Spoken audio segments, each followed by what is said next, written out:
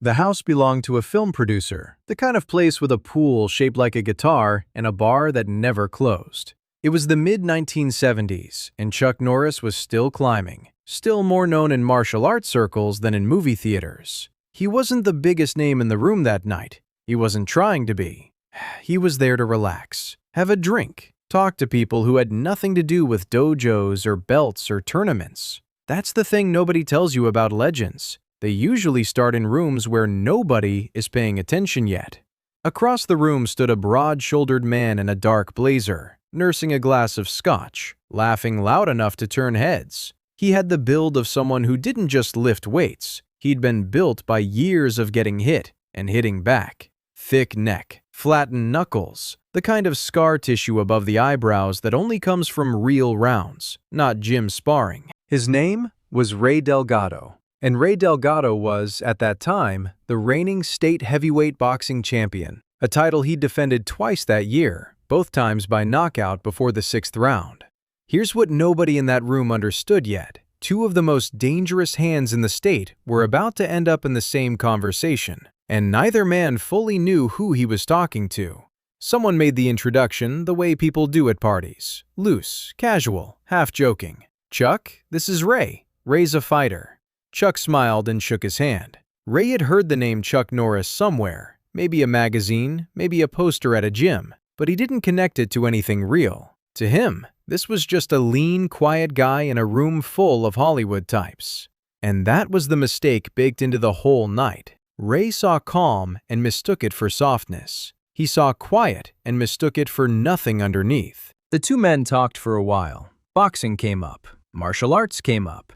And somewhere in that conversation, fueled by a couple of drinks and a room full of people watching, the tone shifted from friendly to something sharper. Ray had a habit, people who knew him said, of turning any conversation about fighting into a lecture. He'd talk about hand speed. Ray laughed and said something about how martial arts looked pretty on a mat, but wouldn't survive 3 seconds against a real boxer's hands. He wasn't trying to start a fight. He was a champion talking the way champions talk, with the certainty of a man who has never once been knocked off his feet in a professional ring. Chuck didn't argue. He just smiled the smile people remember for years afterward. Small, unreadable, and a little too calm for the moment. That's when he said it. "Go ahead. Hit me. As hard as you want." A hush moved through the small circle of people standing near them. Somebody laughed nervously, waiting for Chuck to say he was joking. He didn't. Ray blinked, glass still in his hand, genuinely unsure if this soft-spoken guy in slacks understood what he was asking for. Ray hadn't thrown a punch outside a sanctioned ring in years. His hands were registered weapons in the eyes of the State Athletic Commission, literally insured for the damage they could do. Letting a civilian dare him to swing wasn't a normal Tuesday. It was reckless. It was the kind of moment every fighter's manager warns them about. But pride is a strange thing at a party with an audience.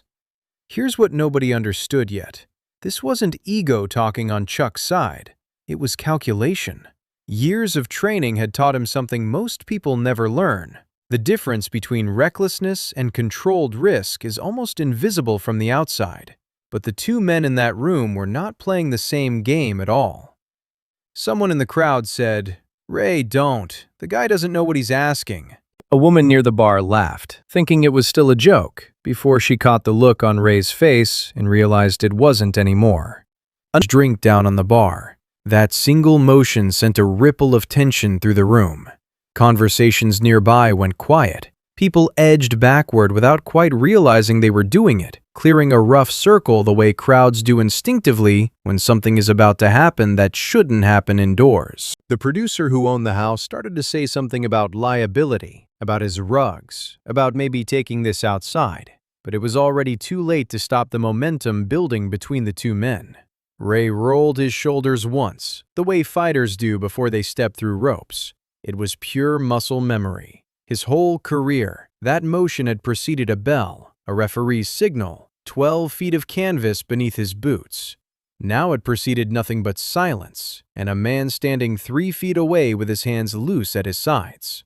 What happened in the next few seconds would be repeated in gyms and green rooms for the next 40 years. The night a state boxing champion swung with everything he had at a man who never lifted a hand to defend himself first. Ray studied Chuck's stance for half a second, an old habit, reading an opponent even in a living room. What he saw confused him. Chuck wasn't squared up like a fighter. He wasn't bladed like a martial artist expecting an attack. He stood almost casually, weight even, hands at his sides, like a man waiting for a bus. To a trained boxer, that reads as an opening. To Ray, it read as an invitation nobody could turn down without looking foolish in front of 30 people. "Last chance," Ray said, only half smiling now. "Take it," Chuck said. Here's the detail almost nobody who tells this story gets right. Chuck never actually said he wouldn't move. He never said he'd stand there and eat the punch like a human sandbag. He said, "Hit me," and everyone in that room, including Ray, filled in the rest of the sentence themselves. They assumed stillness. They assumed a stunt. Nobody assumed that the man asking to be hit had already decided, in the half-second after the challenge left his own mouth, exactly what he intended to do about it. That gap between what Chuck said and what everyone assumed he meant is the whole story. Ray planted his back foot. Anyone who has watched him fight would recognize the coil in it instantly, the same load he used to put Danny Cruz on the canvas 8 months earlier in a title defense that lasted 4 rounds. This wasn't a barroom haymaker. This was a professional right hand, thrown by a man whose entire livelihood depended on throwing it correctly. Here's what almost nobody in that room understood, even the ones who'd watched Ray fight from ringside seats a dozen times. A boxer's right hand is a weapon calibrated for a very specific kind of opponent, one who moves in straight lines, who circles predictably, who reads angles the way another boxer reads them. Chuck Norris had spent his entire adult life training in a completely different language of movement, one built around angles a boxing gym never teaches and never has to. Ray wasn't just underestimating a man, he was about to throw a punch built for one sport into a fight that was, without his knowledge, about to become an entirely different one. The room had gone fully silent now. Somewhere behind the crowd a glass clinked, and someone shushed whoever set it down. Ray's right hand came forward. It traveled the way a trained fighter's punch travels, not wild, not looping, but compact and violent, covering the distance in a fraction of a second most people can't consciously track. Chuck moved, not backward, not away. His head shifted maybe 4 inches off the center line, the smallest possible motion that turns a direct hit into a graze, while his lead hand rose and redirected Ray's fist past his shoulder instead of into it. It looked less like a block and more like the punch had simply forgotten where it was supposed to land. 1 second. Ray's momentum carried him half a step forward. His balance briefly compromised the way any fighter's is after a missed power shot. And in boxing, a missed power shot against a stationary target should never happen. It broke every rule his body had been trained to expect. 2 seconds. Chuck's other hand came up, not a strike. Witnesses would later argue about this detail for years. Some say it was an open palm to Ray's chest. Some say it barely touched him at all. What almost everyone agrees on is that Ray, a man who had absorbed championship-level punches without stumbling, ended up sitting down hard on the arm of a leather couch that happened to be positioned exactly where his balance carried him. 3 seconds. The room didn't move. Nobody breathed. Ray sat there, glass still somehow upright on the side table beside him, staring at Chuck with the expression of a man doing math that wasn't adding up. 4 seconds.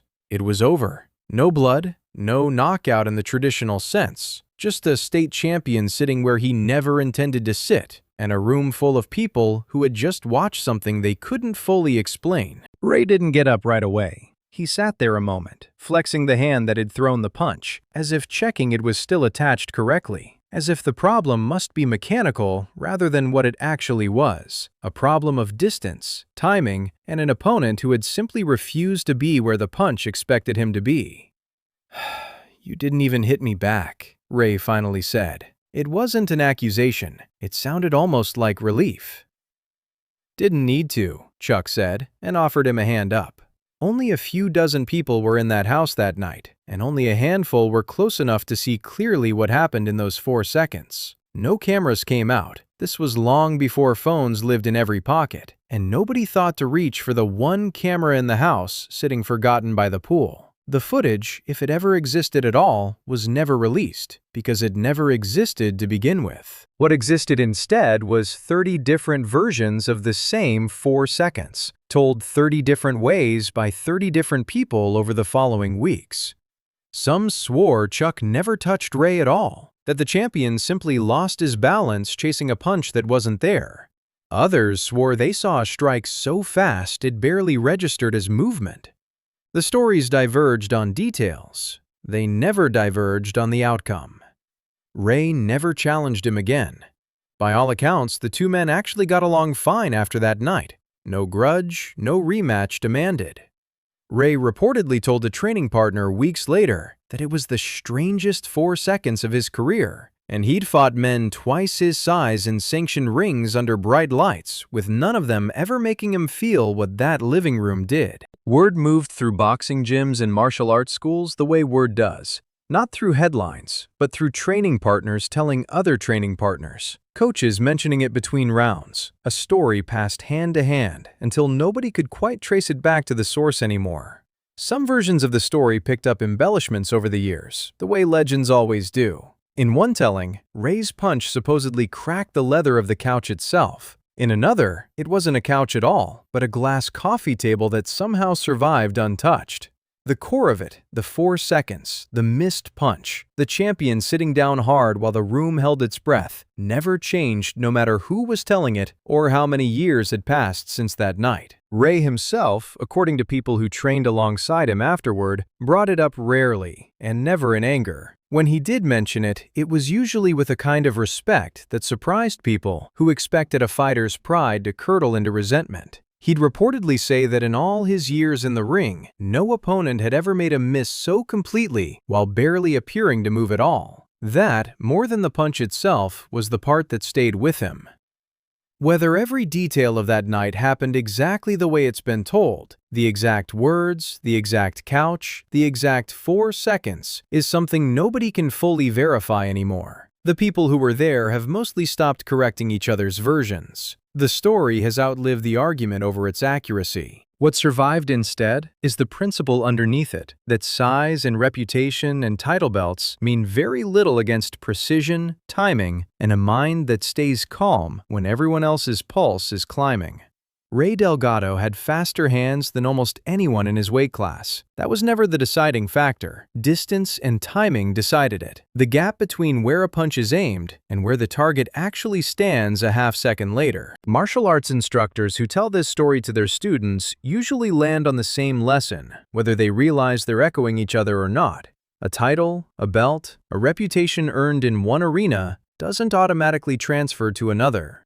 Ray Delgado's hands were real. His power was real. His record was real. None of that mattered in a living room where the rules he'd spent his career mastering simply didn't apply anymore. The lesson dojos pass down isn't that boxing is weaker than martial arts, or the other way around. It's that certainty is the most dangerous thing a fighter can carry into an unfamiliar fight. There's a quieter detail some versions of the story include, one that doesn't get repeated as often because it doesn't have the same dramatic punch as the 4 seconds themselves.